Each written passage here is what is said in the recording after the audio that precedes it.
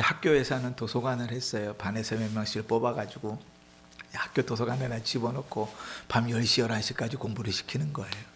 그런데 그때 뭐 당시에 고등학교 3학년 애들이 얼마나 막 놀고 싶어요. 그러니까 학교 끝나면 막 늦게까지 막 농구하고 땀 뻘뻘 흘리면 와가지고 에어컨 확 틀어놓고 한숨 자다가 이제 밥 먹고 바로 들어가면 공부 안 된다고 또 1시간 또 땡땡이 치고 또 밖에서 놀다가 그리고 들어가면 이제 공부할 것 같은데 이제 밥도 먹었지 운동도 했지 그러니까 또 몰려와서 또 잠을 자는 거죠. 그러니까요 잠을 계속 자게 되는 겁니다. 근데 제가 그래도 그때 어떤 습관이 있었냐면 공부하기 전에 늘 성경을 먼저 읽었거든요. 그래서 제 공부하는 자리에는 늘 성경책이 있었어요. 그래서 저희 선생님이 야 기원이는 성경 읽는 만큼만 공부하면 서울대 가겠다 그랬는데 성경 읽는 만큼 공부를 안 해갖고 못 갔어요. 그런데 어느 날 이제 성경을 펴서 읽는데 잠언을 읽는데 잠언 6장에 이 말씀이 딱 읽혀지는 거예요. 그런데 잠언 6장을 다 읽고 났는데 잠을 자려는데 갑자기 머릿속에요 이 말이 스치는 거예요. 좀 더 자자, 좀 더 졸자, 손을 모으고 좀 더 누워있자 하면 빈궁이 군사같이 이를 것이다. 싸울 때 군사가 어떻게 오죠? 나 간다. 몇 월 며칠 날 내가 너한테 갈 거니까 그때 싸우자 이렇게 예고하고 오는 군세 있어요? 아니요. 갑자기 들이닥치잖아요. 뭐가요? 가난해지겠다고 얘기하는 거예요. 그렇게 자는 것을 즐겨하면 가난해진다는 거예요. 그런데 이 얘기를 잠언 19장에 또 해요. 이렇게 얘기합니다. 게으름이 사람으로 깊게 잠들게 한다. 그것도 잠언 26장에 또 얘기해요. 문짝이 돌적이를 따라서 도는 것 같이 게으른 자는 침상에서 도느니라. 이 돌적이가 뭔지 아세요? 우리 요즘 아는 젊은이들 아는 용어로 따지면 경첩입니다. 경첩. 문짝을 어떻게 달아나요? 경첩 2개에다 달아놓잖아요. 그럼 문짝이 거기서 왔다 갔다 하는 것처럼 게으른 사람은 뭐예요? 침상을 끼고 그렇게 산다는 거예요. 그러니까 게으른 사람은 잠자는 걸 좋아해요. 그 성경이 우리에게 계속해서 가르치는 바고 잠언에 이 게으름과 잠에 대해서는 계속 얘기해요. 계속. 세 번째로 어떤 사람이 게으른 사람인가? 삶이 부주의하고 무질서한 사람들이 게으른 사람입니다. 이런 사람들이 있어요. 무질서가 질서인 사람들. 모든 것이 어지럽고 막 뒤섞여 있는데 정리하지 않고 그대로 두는 사람들. 그지? 어떤 사람들은요, 부지런한 사람인데도 바빠서 중요한 일들을 처리하느라 그것들을 그대로 두는 사람들도 있어요. 그러나 기본적으로 그 사람들은 그렇게 하기를 원하지 않아요. 근데 게으른 사람들은 어떻게 하냐면 그냥 그대로 내버려 둬요. 옷을 벗은 대로 그대로 내버려 두고 책을 넣은 대로 그대로 내버려 두고 그것을 넣은 대로 그대로 내버려 둬요. 그렇게 내버려 두고 살아가는데도 마치 이거 다 이유가 있는 거야 이렇게 스스로를 속이고 위로해요. 그건 게으른 거죠. 게으름. 그런 사람들은 어떤 결과를 갖느냐. 잠언서에 보면 이렇게 표현해요. 헤어진 옷을 자주 입고 집에 먼지와 거미줄이 있으면서도 그것을 더러운 것이라고 생각하지 않는다. 그 집안이 지저분해도 그 게으른 건지 모른다는 거예요. 잠언 23장 21절에 잠자기를 즐겨하는 자는 헤어진 옷을 입을 것임이라. 아까 잠자는 길을 즐겨하는 자는 뭐 한다고요? 빈궁이 군사같이 이를 것이라는, 가난해질 것이라는 얘기죠. 망할 것이라는 얘기죠. 근데 여기는 또 한 걸음 더 나아가서 잠자기를 즐겨하는 자는 헤어진 옷을 입을 것이니라. 또 잠언 24장 30절 이하에는 이래요. 내가 게으른 자의 밭을 지나면서 본즉 가시덤불이 그 전부에 퍼졌으며 그 지면이 거친 풀로 덮였고 돌담이 무너져 있기로. 그대로 두는 거예요. 그냥 그렇게 살아가는 거예요. 근데 그런 사람들이 게으르다고 생각하지 않아요. 그냥 내가 이렇게 사는 거야. 그 다 그렇게 하면 다 어디 있는지 뭐가 어디 있는지 다 알아. 이렇게 생각하는 거죠. 근데 부주의함, 이러한 지저분함, 이런 일들은 성경은 게으름이라고 정확하게 콕 집어서 이야기해요. 또 네 번째로 일하기를 매우 싫어해요. 일하기를 싫어한다는 것은 일을 안 한다는 말이 아니에요. 해야 될 일이 있는데 그 일을 계속 뒤로 미루는 거예요. 시간을 허송세월 보내면서, 시간을 그냥 보내면서 내가 해야 될 일을 계속 미루는 거예요. 그런 사람들은 일을 안 하고 가만히 앉아서 잠자고 놀기만 하느냐? 아니에요. 계속 무슨 일을 해요. 그런데 정작 해야 될 일은 계속 뒤로 미뤄요.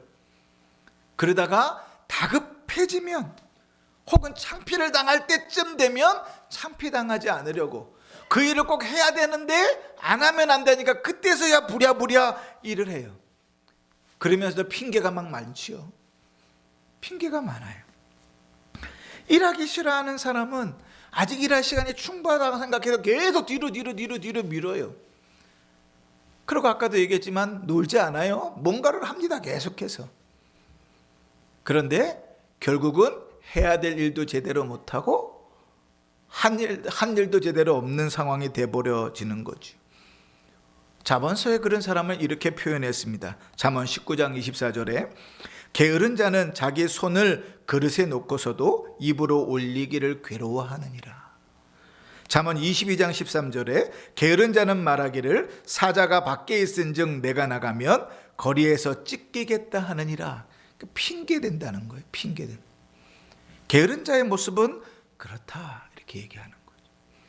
또 다섯 번째로 여러분 착각하지 마십시오. 이러한 사람들이 아무런 생각이 없고 아무런 일을 안 한다고 생각하지 마십시오. 이런 사람들도요 자기 일에 대해서 다 구상하고 게으른 사람인데도 자기 일들을 다 계획하고 또 그 일들을 했을 때 나에게 어떤 유익이 있을지도 생각하고 또 그 일들은 마치 시작할 것처럼 다짐도 해요. 그런데 안 해. 뒤로 미루는 거예요.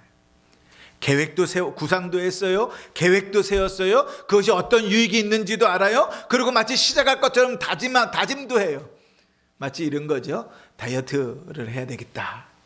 어플을 찾아가지고 어떤 다이어트를 해야 되는지, 며칠짜리 다이어트를 해야 되는지, 뭘 먹어야 되는지 재료도 다 사요. 마치 내일부터 시작할 것처럼 다 해요. 그러면서 시작하지 않는 거랑 똑같죠. 게으른 거예요. 게으른 거. 그러다가 다급해지고 쫓겨가면 그 일을 해요. 그러면서도 그 일에 전념하지는 않아요. 해야 되는데 그 일을 하면서도 당연히 해야 될 일을 하고 꼭 해야 되는 일을 하면서도 계속 분주해요. 그러니까 해야 한다고 말은 잘하지만 정작 제대로 하는 것은 없고, 그리고 결과가 안 좋으면 자기가 잘못 선택해서 그렇게 한 거라고, 계획을 잘못 세웠다고 핑계를 대요. 게으른 사람이에요. 잠언 26장 16절에 이런 사람을 이렇게 표현합니다. 게으른 자는 사리에 맞게 대답하는 일곱보다 자기를 지혜롭게 여기느니라. 아무리 옆에서 조언해줘도 안 들려요. 왜? 내가 제일 지혜롭거든요. 계획도 세우고 구상도 하고 준비도 하고 마치 시작할 것처럼 다 하면서 뒤로 미루면서도 그거 게으른 거야, 그렇게 하면 안 돼, 그렇게 살면 안 돼 라고 해도 전혀 듣지 않아요. 왜? 자기가 제일 지혜로운 사람이니까, 나는 잘하고 있으니까. 그건 게으른 사람이에요. 이런 사람은 무언가를 세우려고 하다가 꼭 다른 문제를 일으켜요. 다른 사고를 일으켜요. 그럼 사고를 일으켰으면 어떻게 돼요? 그것에 대해서 책임을 져야 되잖아요. 책임지지 않아요. 내 입을 통해서 문제가 생겼는데, 내 행동 때문에 문제가 생겼는데, 내 계획 때문에 문제가 생겼는데 그것이 마치 남의 일 쳐다보듯이 쳐다본단 말이죠. 이런 사람들은 다 게으른 사람들이에요. 그런데 성경이 계속 그렇게 게으른 사람들의 모습을 이야기해도, 신자는 부지런했는데 얘기해도 참 그것들을 분별하고 그렇게 살려고 하는 일이 참 어렵지요. 그건 난 정말 게으른 사람인가 점검해 보면 적어도 그 5가지 중에서 나는 몇 개에 걸리는가, 나하고는 전혀 상관없는가, 그건 부지런한 사람일 수 있겠죠. 근데 하나라도 걸린다면 나는 게으른 사람일 수 있어요. 내가 인정하지 않지만, 나는 그렇게 생각하지 않지만, 늘 나는 죽을 힘을 다해서 살았고 나는 열심히 살았다고 생각하지만, 성경에 입각하면 적어도 하나님의 말씀에 입각해서는 게으른 사람이에요. 하나님 보시기에는 게으른 사람이라고 이야기하는 거예요. 자, 그러면 왜 부지런하게 살라고 그러고 게으르게 살면 안 된다고 얘기하는가? 그 게으름의 비참한 결과를 몇 가지 말씀드릴게요. 첫 번째는 게으른 자를 하나님 미워하세요. 하나님 게으른 자를 기뻐하지 않으세요. 하나님께서 모든 자에게 역할을 주시고 삶의 여건을 주시고 그렇게 살아가게 하시고 그로 말미암아 그 삶 속에서 하나님의 영광을 드러내게 하셨어요. 하나님께서 우리를 빛과 소금이 되라고 협박해 보신 적이 없어요. 우리는 있는 자리에서 빛과 소금이에요.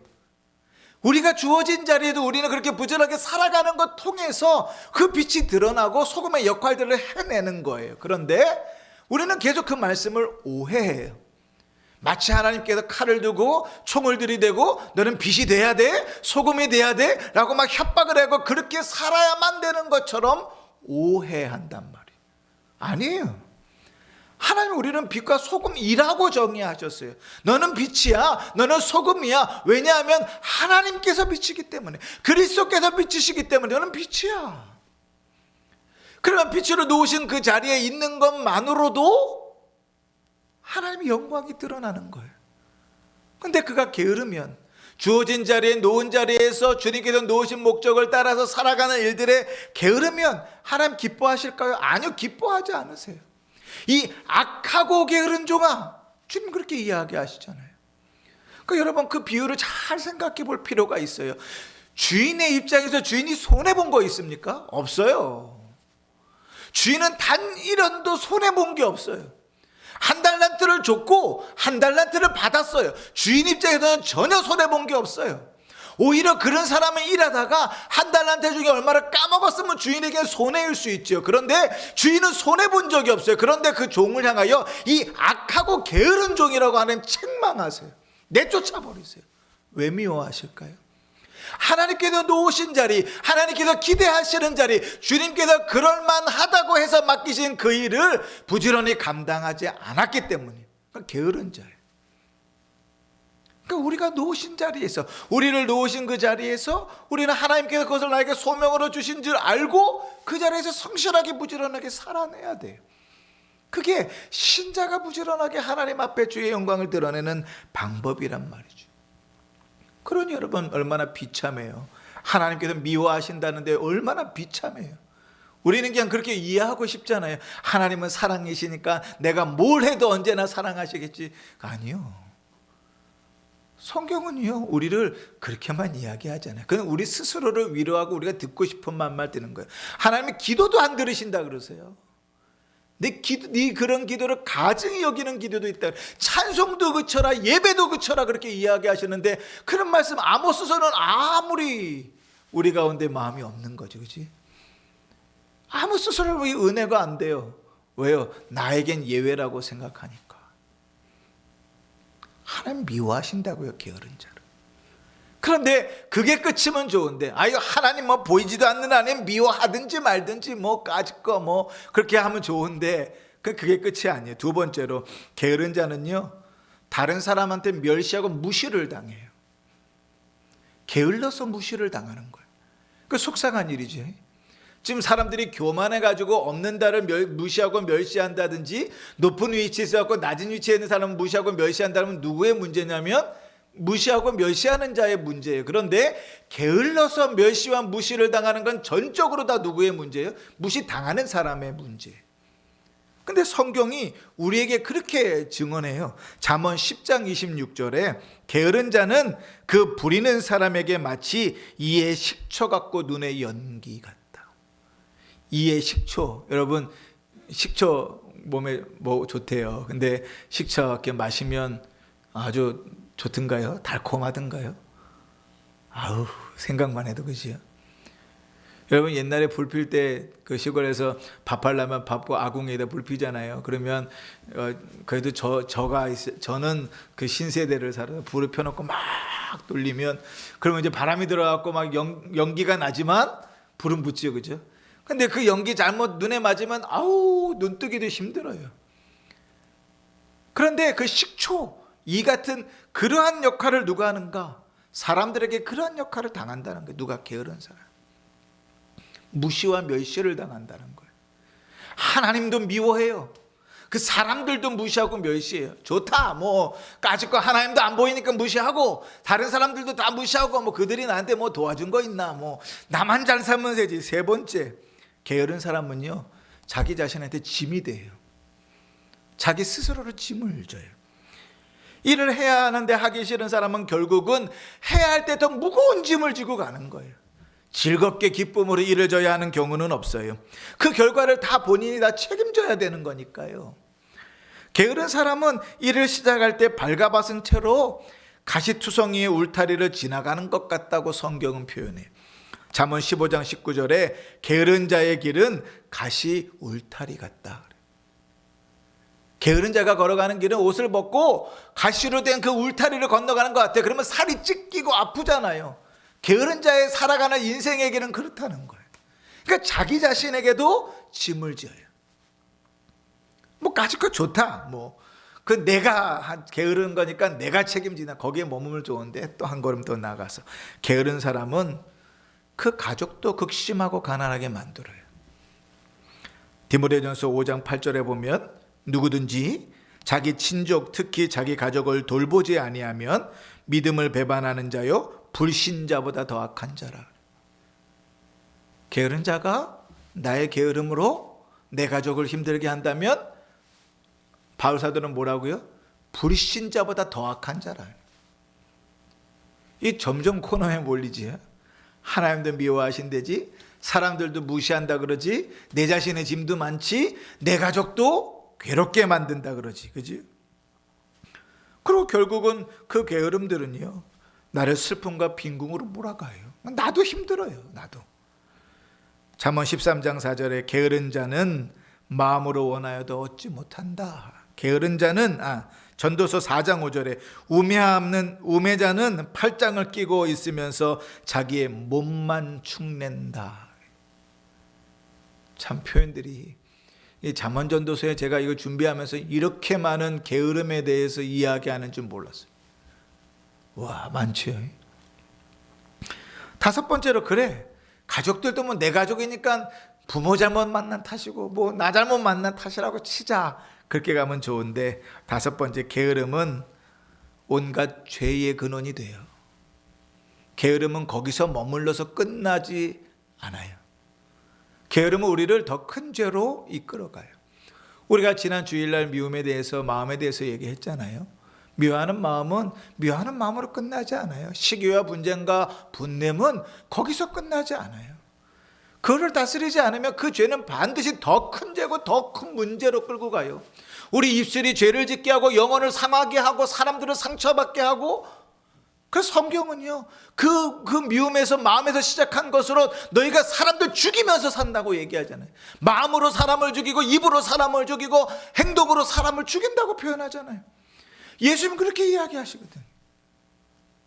거기서 끝나지 않아요. 근데 게으름도 역시 마찬가지예요.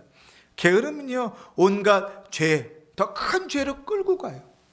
그리고 그 죄의 끝은 뭐예요? 사망이에요. 죄의 삭은 사망이라고 말하잖아요. 여러분, 다윗을 얘기할 때 다윗은 참 부지런한 사람 같죠. 근데 다윗이 아주 큰 죄를 지었던 적이 있죠. 우리가 너무나 잘 아는 우리아의 아내 밧세바를 취했을 때, 그죠? 그런데 많은 학자들이 우리아의 아내 밧세바를 취했을 때의 그 다윗의 상황을 게으름으로 봅니다. 자기 나라의 군사들은 전방에 나와서 치열하게 싸우고 있는데 그는 한가롭게 게으르게 삶을 누리고 있다가 남의 집 쳐다보면서 여인이 목욕하는 것들로 유혹을 받아서 그 여인을 데려다가 동침할 뿐 아니라 임신을 하고 나니까 그걸 속이려고 그 남편을 불러다가 죽이고, 충신인데 계속 꼬리를 묻는 죄로 이어져요. 그 시작이 게으름이에요. 그러니까 주님은 우리를 부지런하게 살아가도록 만들고 그로 말미암아 하나님의 영광을 드러내도록 했는데, 그렇게 살지 않으니 하나님 미워하시고 사람들도 멸시하고 무시하고 나 자신도 힘들고 내 가족도 힘들게 하고 결국은 더 큰 죄로 나를 이끌어가는 거죠. 문제는 뭔가 하면 아까 얘기했던 것처럼 내가 게으른 사람인가? 라고 물어보면 아무도, 성경이 이렇게 얘기하는데도 나는 게으른 사람이야 라고 인정하는 사람이 없다는 거예요. 어떻게든 빠져나가려고 그래. 어떻게든. 근데 여러분, 우리가 게으른 사람일 수 있어요. 제가 참 게으른 사람이구나 이런 생각들을 하게 되거든요. 이런 말씀들을 보면서 말이죠. 그럼 여러분, 하나님께서 그렇게 부지런하게 신자가 살기를 원하시고 성경이 그렇게 계속해서 게으름에 대해서 이야기하고 있을 때, 그러면 그럼 게으르지 않고 어떻게 부지런하게 살까? 어떻게 하나님이 기뻐하시는 대로 살까? 어떻게 믿음을 따라 살까? 우리에게 원할 때 여러분, 이런 생각을 해보셔야 돼요. 우리가 육체적으로 하나님 앞에 게으르다면 그는 반드시 영적으로도 게으릅니다. 영혼과 육체가 떨어져 있다고 생각하셔서는 안 돼요. 육적으로 게으른 사람은 반드시 영적으로도 게을러요. 육적으로 문제가 있는 사람은 반드시 영혼에도 문제가 생깁니다. 몸이 아프잖아요. 몸이 아프고 주저 누우면 그게 신앙에도 반드시 타격이 가요. 우리는 몸이 아파서 주저 누우면 누워서 하나님 묵상하면서 잘 될 것 같지만, 여러분 코로나 걸려보셨죠? 코로나 걸려서 격리돼서 혼자 일주일 있으면서 몸이 아프고 여기저기가 쑤시고 힘들고 목도 아프고 막 기침도 나고 열도 나고 막 그런 상황 가운데서 더 주를 찬송하고 더 무릎 꿇고 기도하게 되고 더 성경 읽고 하나님을 의지하게 되시던가요? 아니요. 몸이 아프면 우리의 영혼도 더 거을러지게 돼요. 육체와 영혼이 연결되어져 있거든요. 그러니까 육적으로 게으르면 그는 반드시 영적으로도 게을러 있어요. 근데 뒤집어서요, 그가 영적으로 부지런한 사람들 있잖아요. 그 사람이 육체적으로 게으른 사람을 찾아보지는 못해요. 제가 오늘 이제 그 아카데미 가서 이렇게 이야기를 나누는데, 그 북한 선교하시는 선교사님인데 이야기들을 쭉 이렇게 들으면서 이런 은혜를 받았어요. 지하교회가 있잖아요. 북한에 지하교회가 있잖아요. 지하교회에서 신앙생활을 하는 사람들은 자식들도 손주들도 자기가 그리스도인, 그러니까 할머니가 할아버지가 그리스도인인지 모른대요. 그러면 이제 물었어요. 선교사님, 지하교회가 있는 건 어떻게 압니까? 그런데 가끔씩 총살당하는 사람들이 있대요. 그 교회가 발각돼 가지고, 그렇게 예수 믿는 사람들이 발각돼 가지고 총살되는 사람들이 가끔씩 계속 있대요. 그러니까 지하교회가 여전히 있는 거예요. 여기서 지하교회는 지하실에 있는 교회 얘기하는 거 아닙니다. 그 지하라는 말은 사람들이 모르게 혼자 신앙생활하는 사람들을 지하교회라 그러는 거예요. 그러니까 지하는 안 보이니까 그렇게 표현하는 거, 은유적 표현인데, 그런데 어떤 여자분이 이제 탈북을 해가지고 한국으로 들어왔는데, 그가 그 과정들 속에서 예수를 믿게 됐어요. 그리고 예수를 믿고 교회에 정착하고 한국에 정착해서 신앙생활을 하면서 신자의 삶에 대해서 쭉 배웠을 거 아닙니까? 그런데 이제 오늘 우리가 배웠던 것처럼 신자는 참 부지런해야 되고 게을러서는 안 되고 이렇게 사는 것이고, 그래서 성경 공부를 하는데 이 여자분이 그런 얘기를 하는 거예요. 나는 우리 할머니가 신자라고 예수 믿는 사람이라고 한 번도 생각해 본 적이 없는데 우리 할머니는 꼭 이렇게 살았습니다. 이렇게. 결국은 뭐예요? 신자였던 거예요. 자기 손녀에게도 예수 믿는다는 얘기를 못했는데 손녀의 눈에 비친 그 할머니는 나중에 예수 믿는 자의 삶을 다 듣고 나서 보니까 신자였던 거예요. 완전히 신자였던 거예요. 그 삶이 부지런하고 늘 앞에 가고 늘 나눠주는 분이었고, 아무리 힘들고 어려도 함께 나눠서 먹는 분이었고, 신자의 삶에 대해서 쭉 성경을 배우다 보니까 우리 할머니는 정확하게 그렇게 살던 분이었던 거예요. 놀랍죠? 그지? 여러분, 신자로 살아가는 일들, 혹 행여나 우리 가운데 게으름들이 있걸라, 여러분 이것을 꼭 기억하십시오. 하나님께서 부지런히 하나님을 섬기라고 명령하셨어요. 그냥 괜한 건 말씀대로 살겠다 생각하지 마시고, 우리가 주어진 삶에서, 주님께서 주어진 여건에서, 주어진 직분에서 우리가 충실하게 살아가는 것 자체가 하나님 말씀 순종하면서 사는 거예요. 주님께서 직장에 놓으셨든지 가정에 놓으셨든지 집사로 세우셨든지 권사로 세우셨든지 목사로 세우셨든지 간에 주께서 놓으신 자리에서 그 사명을 충실하게 부지런하게 감당하고 사는 것 자체가 하나님 말씀 순종하면서 사는 거예요. 왜냐하면 하나님 부지런히 살라고 명령하셨으니까. 미워하는 것을, 게으른 것을 미워하시니까. 그죠? 그러니 주님께서 우리에게 명령하시는 것을 우리는 순종해야 되는 자들 아닙니까? 그렇게 사는 거죠. 그렇게 살다 보면 아까 지하교회 그 성도처럼 입으로 한마디도 안 했는데 결국은 그가 예수를 믿었다는 사실이 드러나게 되는 거죠. 두 번째로 여러분, 게으르지 말고 부지런하게 살아야 되는 건 뭔가 하면 그리스도인의 그리스도인다움, 그리스도인의 단장에 그 부지런함이 있기 때문에 그래요. 우리가 성령의 9가지 열매 갈라디아서 5장 22절 암송하잖아요. 그런데 이 부지런함이 어떤 단어로 표현됐는가? 제가 한번 읽어볼 테니까 어떤 단어인지 한번 생각해 보세요. 오직 성령의 열매는 사랑과 희락과 화평과 오래 참음과 자비와 양선과 충성. 5절 때는 이제 23절이니까. 자, 그럼 뭐가 부지런함과 연결되는 것 같습니까? 그 성령의 열매들 중에서 충성이죠, 충성. 그래서 부지런하여 게으르지 말고 열심을 품어 주를 섬기라. 명령이에요, 명령. 삼중적 강조의 명령이라고요. 한 번 얘기했어요. 야, 부지런하게 살아. 그것만으로도 충분해요. 하나님 그분께서 우리에게 말씀하셨어요. 게으르지 말아라. 부지런해라. 한 번으로 충분해. 그런데 하나님 몇 번 얘기하세요? 3번 강조해서 이야기하신다. 부지런하여 게으르지 말고 열심을 품고 주를 섬겨라. 그런데 또 이렇게 표현하시지요. 다른 말씀은 맡은 자에게 구할 것은 충성이다. 하나님 너에게 그 가정을 맡겨놓으셨든지 그 직장을 맡겨놓으셨든지 권사의 직분을 주셨든지 집사의 직분을 주셨든지 하나님께서 맡은 자는 그가 해야 될 것은 딱 하나밖에 없어요. 충성이다. 그런데 그 충성은 어떻게 연결돼 가는가? 죽도록 충성하라. 그리하면 너에게 뭐가 준비되어 있어요? 생명의 면류관이 준비되어져.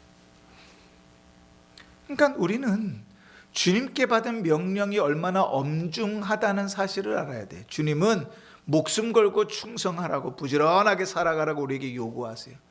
목숨 걸고 게으르지 말라고 요구하세요. 그리고 그것을 끝나는 것이 아니라 선물을 약속하시죠. 그래서 부지런한 자에게 하나님은 늘 복을 약속하세요. 하나님께서 명령하시는 구조는 늘 똑같잖아요. 그죠? 우리가 계속 이야기하면서 계속 반복해서 나오는 거잖아요. 하나님께서 부지런하게 살아라, 게으르게 살지 말아라, 그렇게 이야기하시면서 거기에 복을 더하시잖아요. 더 물어주시잖아요. 하나님 우리 중심을 아시죠? 근데 여러분 오해하지 마십시오. 부지런하게 산다고 복을 받는 거 아니에요. 부지런함이 복을 불러오는 게 아니에요. 우리가 너무나 잘 아는 시편 127편이 있잖아요. 2절에 너희가 일찍 일어나고 늦게 누우며 수고의 떡을 먹음이 복되도다 헛되도다. 복되도다 헛되도다. 헛되도다. 우리는 내가 죽을 힘을 다해 잠 안 자고 안 먹고 열심히만 살면 복되는 줄 알아요. 천만에요. 성경은 그렇게 약속해 본 적이 없어요. 하나님께서 복을 주셔야 그 수고와 열심에도 열매가 맺히는 거예요. 죽을 힘을 다해 건강도 상해가고 먹을 것도 안 먹고 입을 것도 안 입고 잘 것도 안 자가면서 죽을 힘을 향하여 살았는데 주님 나는 왜 이 모양 이 꼴입니까? 열심히 살았는데 아니야. 열심히 산 것이 너에게 복이 되는 게 아니야. 하나님께서 복을 주셔야 너에게 복이 되는 거야. 그러면 열심히 살면서 하나님을 인정했으면 하나님 복을 주시지. 안 자면서 일하면서 하나님께서 복 주실 걸 기대하셨던 복 주시지. 안 먹고 열심히 일하면서 그 하나님을 바라봤던 복 주시지. 근데 하나님은 언제간이 없고 열심히만 하면 된다. 그건 기독교 정신이 아닙니다. 성경이 가르치는 정신도 아니고 성경이 이야기하는 부지런함도 아니죠. 그러나 하나님은 우리가 믿음으로 하나님 앞에 부지런하게 살아갈 때, 하나님께서 우리를 어디에 세워놓으시든지 어떤 직분을 주시든지 어떠한 모습으로 우리를 쓰시든지 간에 주님께서 세워놓으신 자리에서 하나님을 바라보며 그 소명에 아멘하며 그 삶을 살아갈 때 주님은 거기에 은혜를 더하시는 거예요. 시편 90편 17절에 주 우리 하나님의 은총을 우리에게 내리게 하사 우리의 손이 행한 일을 우리에게 견고하게 하소서. 우리의 손이 행한 일을 우리에게 견고하게 하소서. 누가요? 하나님께서. 여러분, 그러니까 내가 열심히 일해서 돈 많이 벌린다고 기뻐하지 마세요. 많이 벌려도 많이 나갈 수도 있어요. 다 잃어버릴 수도 있어요. 건강을 상해가면서 먹을 거 안 먹어가면서 일해서 모았는데 한순간에 주님 후 부시면 다 날아갈 수 있어요.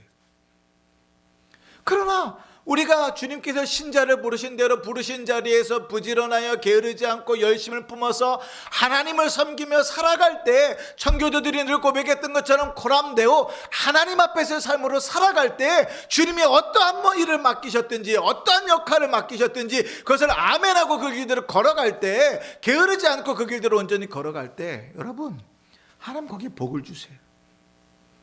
하나님은 언제나 그러셨어요. 하나님을 인정하고 말씀을 따라서 순종하면서 살 때 그 모든 일에 하나님은 복을 더하여 주셨어요. 당연한 일을 하면서도 복을 더하여 주셨어요. 하나님은 불신자라도 부지런히 밭을 갈고 씨를 뿌리는 자들에게 많은 소산을 얻게 하시잖아요. 일반 은총이지요. 그지? 불신자에게도 주십니다. 하물며 신자가 하나님 주신 방법대로 주님을 바라보며 주님께서 주신 합당한 방법대로 주를 위하여 부지런히 살아갈 때 왜 거기에 복의 복을 안 부으시겠어요? 그죠? 부으신다고 해요. 그러니 우리는요, 모순되는 것 같은 두 가지를 다 생각해야 돼요. 첫 번째 뭔가 하면 예수를 잘 믿는다고 부자는 아니에요. 꼭 부자가 되는 건 아니에요. 그죠? 그 예수를 잘 믿는다고 부자가 된다 그러면 우리 환경미화원들이나 홈리스들 그런 분들은 다 예수 안 믿는 사람들이어야 되잖아요. 그죠? 우리 교회 매주 구제금 받으러 오시는 분이 있거든요. 그분 여기 이 동네에 왜 오시냐면 예배드리러 오시는 거예요. 그 생명숲교회인가 거기서 예배드리러.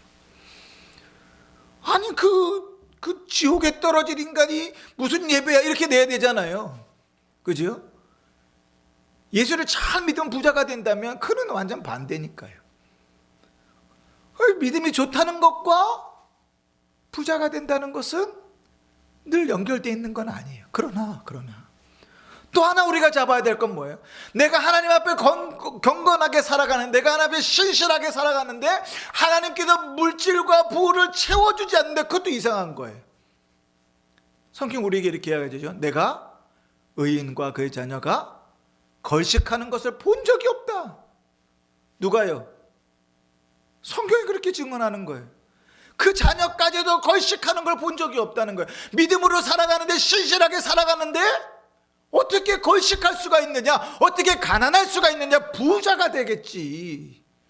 그러니 이 두 개가요, 논리적으로 이해하려면 안 맞아요. 충돌이 나요. 두 가지를 다 잡고 있어야죠. 왜요? 하나님께서 성경 그렇게 이야기하시니까. 하나님 논리적으로 안 맞지 않습니까? 아니요.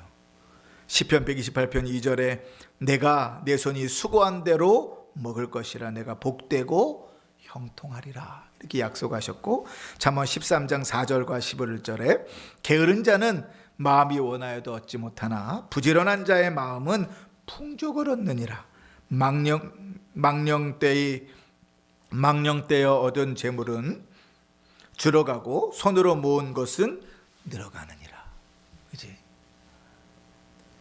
그러니까 신자가 부지런하다는 것은 기본적으로 하나님 나를 구원하셨고 하나님께서 나를 세우신 자리가 있다는 것을 믿는 그 믿음에서부터 시작하는 거예요. 그러니 신자의 부지런함은 세상 사람의 부지런함과 달라요.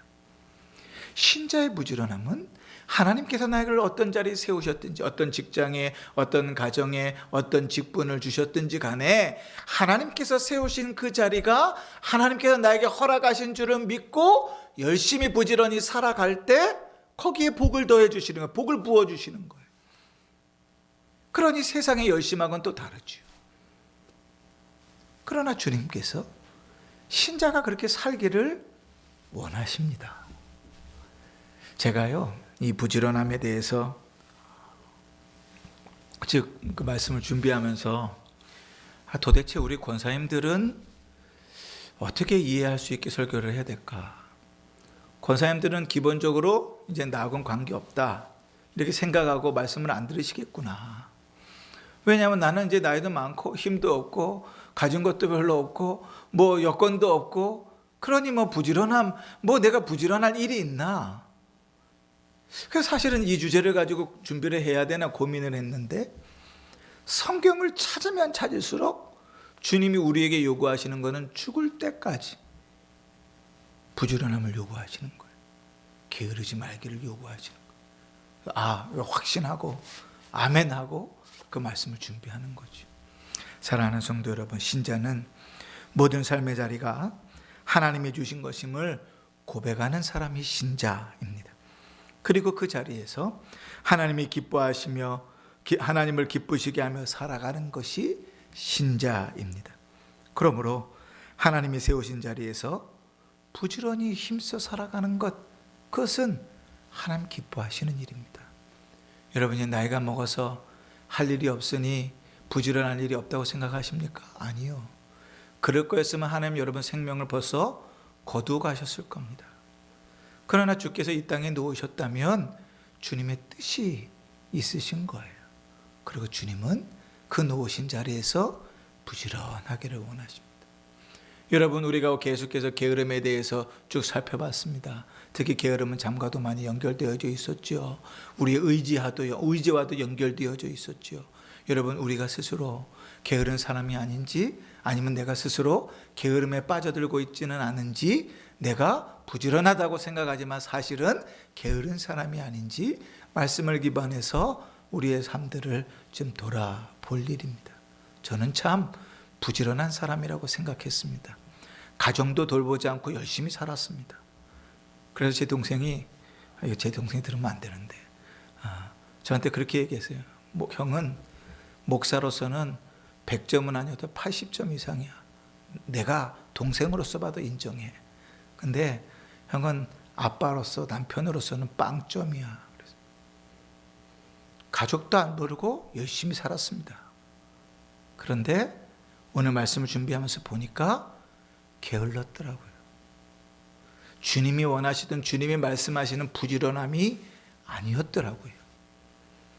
그 게으름의 죄를 지으며 살아가면서 하나님 앞에서 떳떳하다고 잘 살고 있다고 착각하고 살았더라고요. 사랑하는 성도 여러분, 세상에서나 교회 안에서나 육적으로나 영적으로나 하나님이 맡기신 일을 세우신 그 자리에서 부지런히 행하는 성도들 되시길 바랍니다. 그 세우신 자리에서 하나님을 기쁘시게 하며 살아갈 수 있기를 바랍니다. 그리고 그 일들을 통해서 여러분의 인생 가운데 하나님의 기쁨으로 충만하게 채워지는 복된 성도들이 되었으면 좋겠습니다. 부지런하여 게으르지 말고 열심을 품고 주를 섬기라. 특별히 올해는 이 말씀을 암송하면서 더 매진하는 한 해니까 우리의 삶을 하나님 앞에서 부끄러움 없는 부지런함으로 살아내시는 복된 성도들 되시기를 주의 이름으로 축원합니다. 아멘. 우리 이 시간에 잠깐 기도하십시다. 우리 들은 말씀을 붙들고 성령께서 우리에게 인도하신 대로 우리 잠깐 기도하고 제가 기도하고 마치겠습니다. 기도하십시다.